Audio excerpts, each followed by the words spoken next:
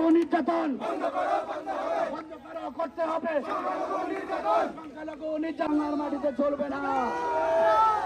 আমরা আর বৈষম্য মানব না বন্ধুরা।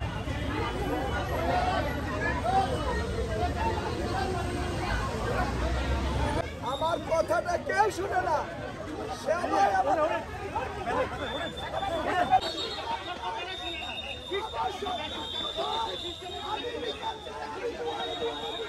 আমরা জানতে চাই যে আমার ভাইয়ের সাথে যে 8 জন যাদেরকে জিয়াউল আহসানের যে টিম ছিল র্যাবের, তারা তুলে নিয়ে গিয়েছিল, তো থ্রু মিডিয়া আমরা জানতে পারছি কি তারা আসলে নেই বা তাদেরকে কি করা হয়েছে। তো আমরা অফিসিয়ালি জানতে চাই, আমরা বিচার চাই, এটা 24 আওয়ার্সের মধ্যে জিয়াউল আহসানকে যেন অ্যারেস্ট করে জিজ্ঞাসাবাদ করা হয় এবং আমাদেরকে জানানো হয় অফিসিয়ালি আসলে আমাদের মানুষগুলোর সাথে কি হয়েছিল।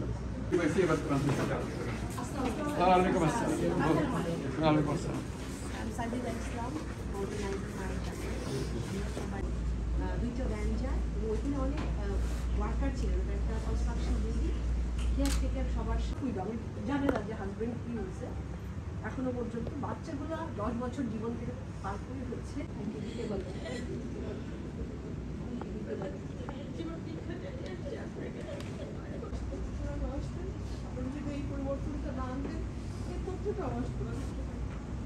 অবিশ্বাস্য বিষয়, কোনো মানুষ কোনো মানুষের প্রতি হতে পারে না।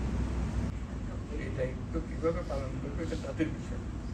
তোমরা সঙ্গে থাকো, অন্য কিছু করে দিঘা চলে গেল। এর মধ্যে যে এরকম একটা নিউজ আসলো না, দিতে পারছেন এটা বেঁচে থাকে যদি বেঁচে থাকে